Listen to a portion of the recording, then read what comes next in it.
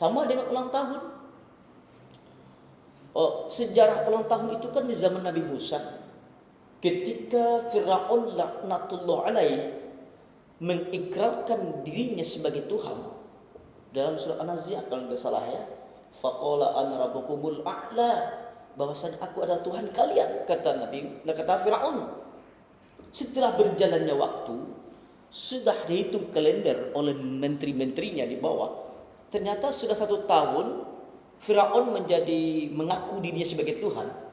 Itu para menteri-menteri berkumpul. Menteri, kebetulan ada Menko-nya Pak, koordinatornya.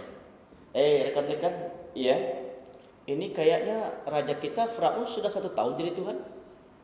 Terus bagaimana? Apakah alangkah baiknya dalam rangka 1 tahun Tuhan kita, raja kita menjadi Tuhan, kita rayakan, kita berpesta ria. Bagaimana caranya? Kita masak-masak di istana, kita pesta ria, bersenang-senang, silakan. Yang mau mabuk-mabukan silakan, mau judi-judi silakan, bahkan mau main perempuan pun silakan. Kita informasikan ke bawah, keluarkan Anggara Divanya Pak, ACC langsung oleh Fir'aun. Keluar Anggara Diva, berjalanlah pengawal istana ini, tentara istana itu menuju ke masyarakat rakyatnya. Kami informasikan, titik-titik yang informasi lah Pak. Kami informasikan kepada rakyat sekalian bahwasanya besok kita bersama-sama ke istana berpesta ria, merayakan bahwasanya hari ini, besok itu, bahwasanya raja kita Fir'aun sudah 1 tahun jadi Tuhan. Berbondong-bondonglah rakyat ke istana. Setelah beberapa, itulah sudah menjadi tradisi. Beberapa abad setelah itu diadopsi oleh orang Yahudi. Orang Yahudi kalau mau ulang tahun, itu tempat ulang tahunnya itu didekorasi Pak, dihias. Makanya sekarang kan ada hiasan anak-anak sekolah, anak muda sekarang tuh. Pokoknya ini indah, saat, mohon maaf, agak sedikit romantis lah itu bahasanya. Bahkan ada balon-balon love-nya itu macam-macam. Dibuat namanya gitu, happy birthday, macam-macam tulisannya. Nah, diadopsi lagi oleh orang Majusi, penyembah api. Bagaimana caranya? Tuh dililin, di kuenya dibuat cetakan lilin, dicetak lilin itu sesuai dengan umur orang yang ulang tahun. Dihidupkan. Apa kata penitia pelaksana kegiatan acara ulang tahun? Sebelum ditiup lilinnya,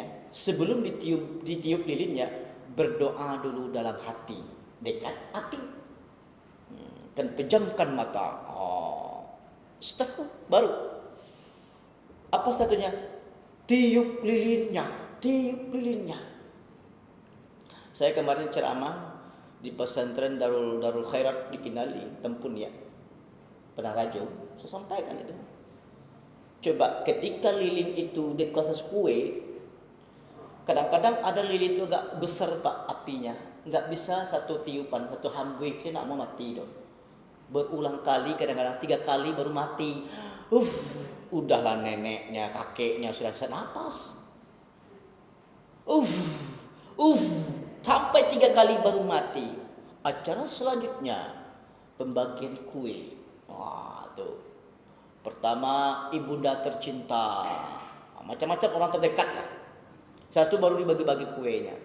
Maka kita renungkan, saya sampaikan kepada anak-anak, anak-anak, ini ketika meniup kue tadi sampai 3 kali, itu tidak tertutup kemungkinan air liur keluar ke kue. Tidak tertutup kemungkinan Pak. Kenapa? Sampai 3 kali pasti menyambut Pak. Setelah itu nanti baru dikasih sama orang. Ini bahasa yang tanpa disadari, aqua mi makan ili wombo kuah. Sama. Boleh kan? Setelah itu diadopsi lagi orang Nasrani dengan lagu-lagu. Mohon maaf kalau kita orang-orang sebelah kan suka lagu-lagu, ya di gereja kan suka lagu. Tambah lagunya happy birthday, tambah lagi panjang umurnya. Sementara dalam konsep kita Islam, semakin bertambahnya umur, semakin sedikit peluang hidup di atas dunia. Tadi kurang cocok sebenarnya panjang umur tuh Pak. Ganti Pak, pendek umurnya. Nah, baru cocok nanti pendek umurnya. Itu barangkali bisa menggugah mengingat umur sudah berapa nih etak. Nah, inilah kadang-kadang alangkah baiknya ketika kita orang muslim, ketika ulang tahun, apa salahnya ketika ulang tahun itu masak tuh dilebihkanlah masaknya. Undang fakir miskin, anak yatim, santuni di hari jadi kita itu supaya bermanfaat. Akan lebih baik kan? Siku dulu apa kok? Ambo hari kau jadi, ya berdoa kita bersama. Tuh makan. Pulang nanti anak yatim di santuni itu kasih amplop. Salam. Itu lebih baik. Nah, makanya umur sekarang dihitung-hitung. Ustaz, kami masih muda loh Ustaz. Memangnya ada kontrakan mengatakan kalau umur masih di bawah 60 masih aman. Ada nggak ada dalil mengatakan itu? Tidak ada Pak. Mumbang jatuh kelapu jatuh, tua muda jatuh. Kadang-kadang yang sakit kakeknya yang lama-lama di rumah sakit, cucunya yang meninggal. Mudah bagi Allah.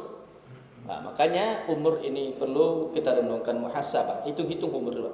Yang kedua, apa yang perlu kita hitung muhasabah? Yang kedua yang harus kita hitung muhasabah itu adalah dosa. Hisab. Sejauh mana dosa yang telah kita perbuat? Ciri-ciri orang yang takut kepada Allah itu merasa banyak dosa.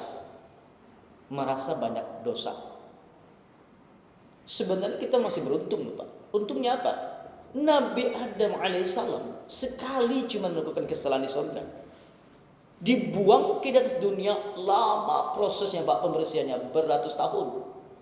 Itu pun satu tempat yang diterima oleh Allah ketika bertaubat dekat Ka'bah.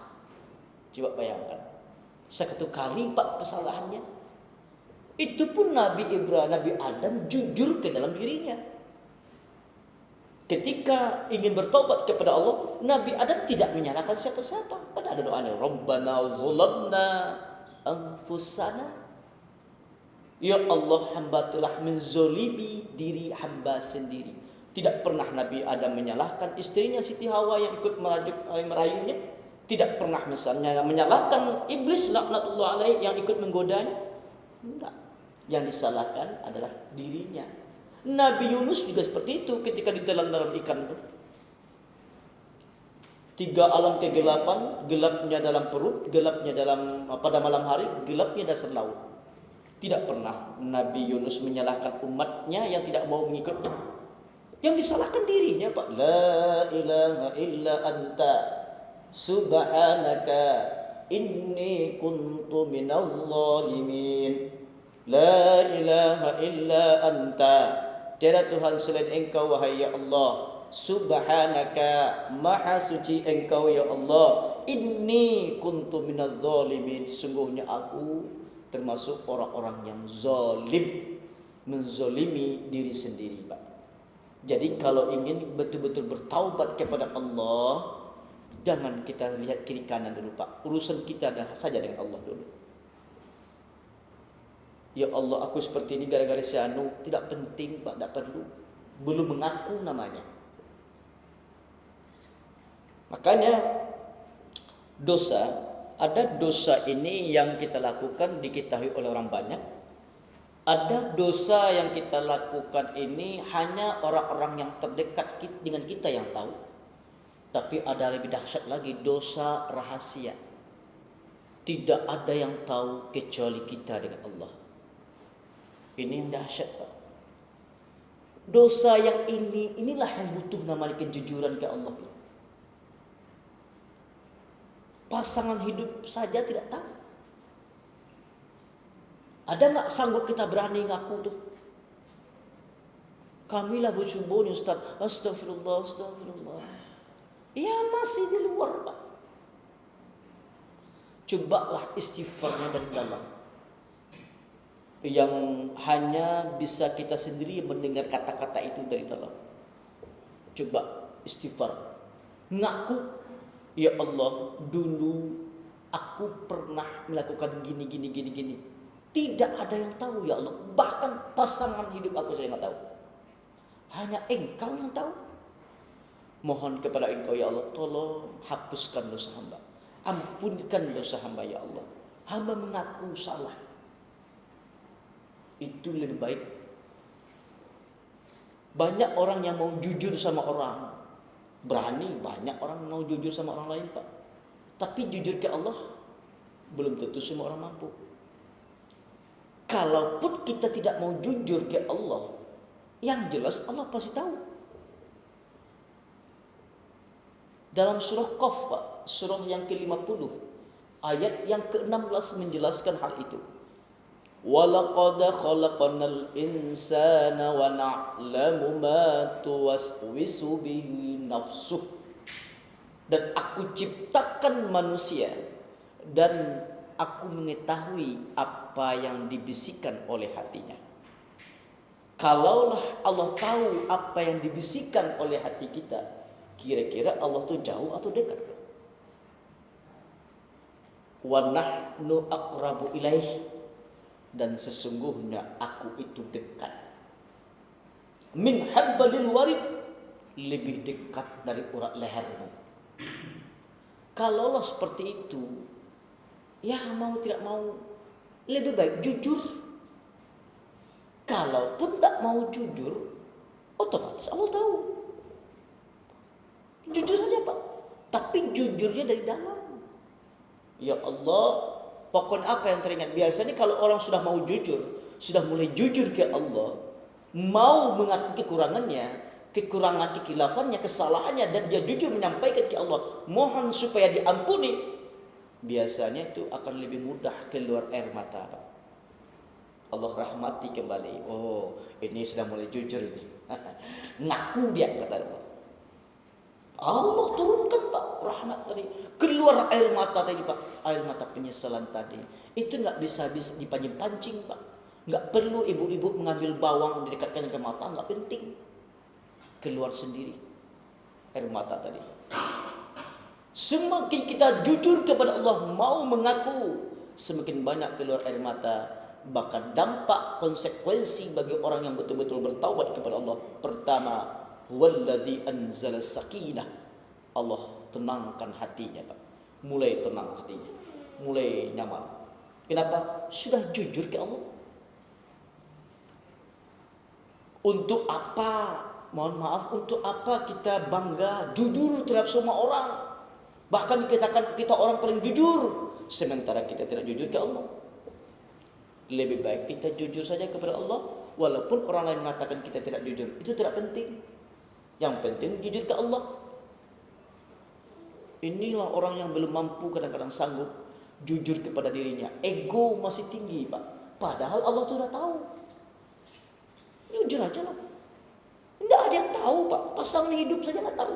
Suami istri di samping kita tidurnya, mohon maaf, tidak tahu dosa kita yang itu Pak. Tapi Allah tahu. Ya jujur lah. Ya Allah, dulu aku gini. Tidak ada yang tahu ya Allah. Contoh kita sekolah dulu Pak, waktu SMA. Ya Allah, dulu ketika makan di kantin, ya Allah, makan bakwan 3 dibayar 2, ya Allah. Enggak ada yang tahu. Cuman pemilik kantin yang tahu. Ya, pemilik kantin pun enggak tahu ya Allah. Engkau yang tahu. Mohon ampunkan ya Allah. Mohon hapuskan ya Allah. Hamba mengaku salah ya Allah. Bertaubat kepada Engkau. Ini yang diinginkan sebenarnya. Kalau dosa yang orang dekat dengan kita tahu, insya Allah pasti diingatkan Pak. Bang, abang dulu pernah merdeka ya. Taubat bang, minta ampun. Masih bisa Pak, abang.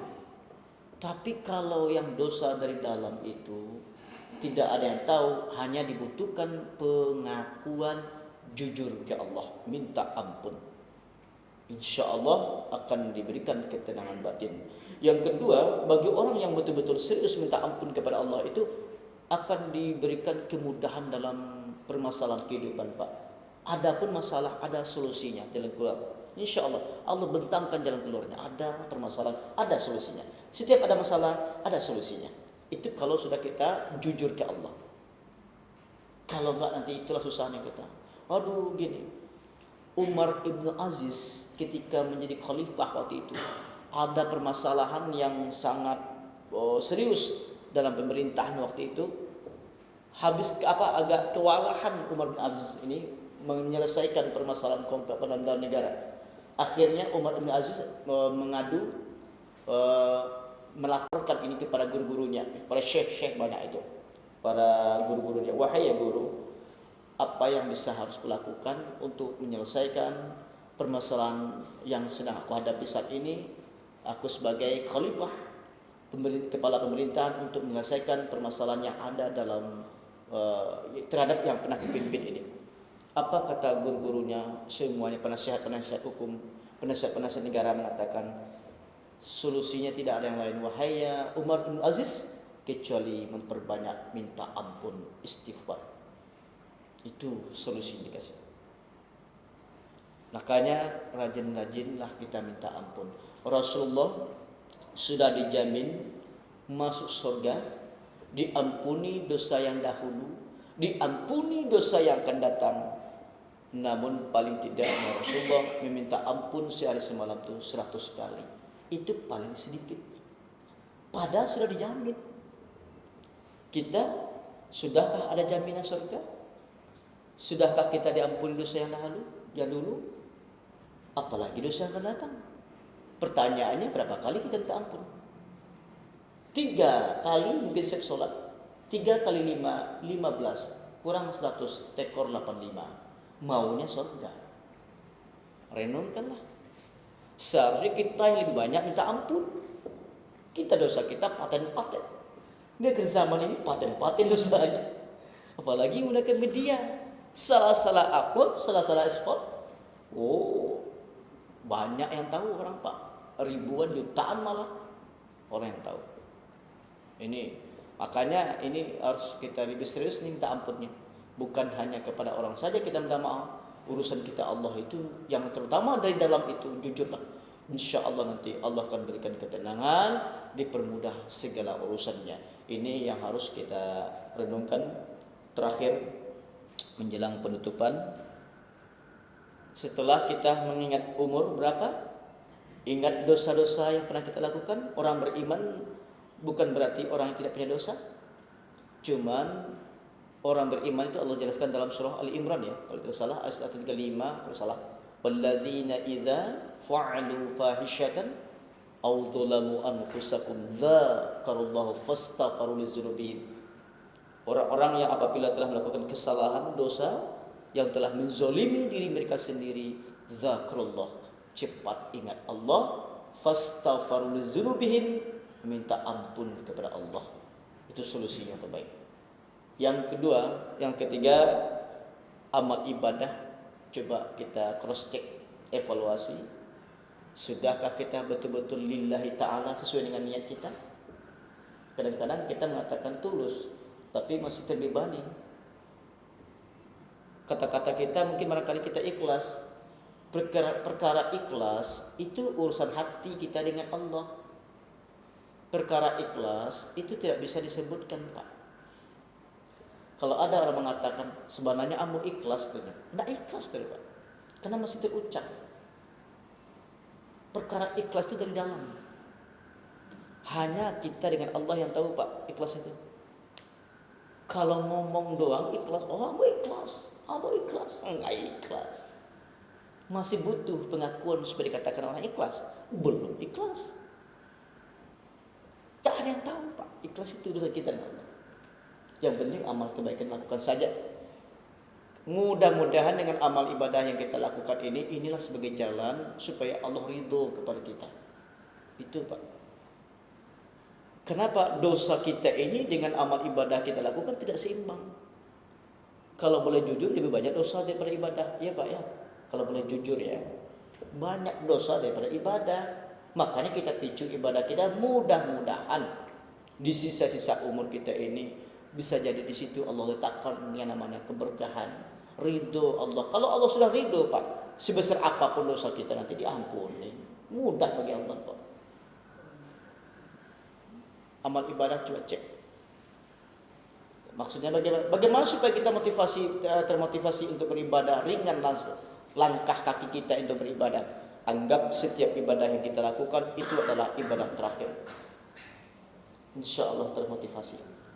Subuh umpamanya terdengar azan, anggap itu subuh terakhir. Wirid, anggap wirid terakhir. Tidak ada jaminan untuk bertemu wirid besok, minggu besok. Anggap itu terakhir Pak, insya Allah semangat itu. Ini sambil bergurau namanya, berandai-andai Pak. Tujuan berandai-andai itu renungan. Seandainya, berandai-andai kita. Seandainya pulang dari sini nanti, wirid, datang seorang pemuda di situ di luar menemui kita. Pemuda itu belum pernah kita kenal sebelumnya. Ternyata pemuda itu jelmaan malakul maut. Assalamualaikum Pak. Waalaikumsalam. Bapak yang nama saya kan? Iya. Begini Pak, aku ini adalah malakul maut. Mengabarkan kepada Bapak bahwasanya besok pagi jam 6 Bapak saya jemput. Kalau seperti itu kira-kira kata-kata malaikat. Udah, misi ya Assalamualaikum, hilang Pak. Gak ada yang tahu, kita sendiri yang tahu. Kira-kira kalau seperti itu kata malaikat maut mengatakan jam 6 besok pagi kita pulang. Kira-kira ada nggak sanggup kita tidur malam Pak? Nggak kata lalu malam. Sibuk Pak menyelesaikan urusan kita. Tidak akan terselesaikan urusan kita Pak. Mumpung itu belum terjadi sampai kepada kita, ayah dia langsung sekarang. Tujuh ibadah. Anggap ini terakhir. Wirid ini terakhir. Salat zuhur nanti anggap zuhur terakhir. Serius kita ibadah insya Allah. Ini kadang-kadang kan merasa panjang umur. Contoh, bang, pakai wirid kita bang. Minggu besok salah.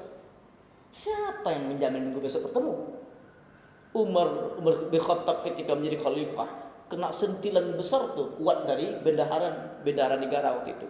Wahai bendahara, iya, aku pinjam uangmu dulu, uang negara, maksudnya baitul malnya 3 dirham, minggu besok saya bayar. Kata Umar bin Khattab. Apa kata bendahara negara tadi? Wahai khalifah, iya, siapa yang akan bisa menjamin engkau bertemu minggu besok? Langsung minta ampun sebanyak-banyaknya. Khalifah Umar bin Khattab minta ampun, menyesal mengatakan kata-kata itu. Jangan sampai kita pede mengatakan untuk bisa bertemu minggu besok. Maka diawali dengan kata-kata insya Allah. Mudah-mudahan Allah kabulkan. Kadang-kadang pede Pak, besok belum tentu jaminan Pak. Insya Allah minggu besok. Kalaulah insya Allah di awal itu terserah Allah Pak. Kita aman. Ya. Nah, jadi 3 ini yang merenungkan bagi kita karena waktu Isya kita sekarang 19 sampai 5. Sekarang 43. Jadi dapat kita ambil kesimpulan. Pertama, walaupun di tahun 2000 awal 2023 perlu juga kita jadikan sebagai muhasabah, renungan, menghisap-hisap diri. Apa yang kita hisap, pertama umur sudah berapa. Yang kedua, dosa sejauh mana kita perbuat, sejauh mana pula kita berusaha memperbaikinya untuk bertaubat kepada Allah. Yang ketiga, amal ibadah yang kita lakukan perlu kita evaluasi, cek ulang kembali. Mudah-mudahan di sisa-sisa umur kita ini betul-betul bisa kita manfaatkan supaya kita termasuk orang-orang yang diridhai oleh Allah Subhanahu wa taala. Amin. Ya Rabbal alamin. Terima kasih dan mohon maaf kalau kurang tepat dalam penyampaian kaji ataupun ceramah. Mudah-mudahan Allah Subhanahu wa taala meridhai acara kita kali ini. Subhanakallah wa bihamdika asyhadu an la ilaha illa anta astaghfiruka wa atubu ilaik. Wabillahi taufiq wal hidayah. Assalamualaikum warahmatullahi wabarakatuh.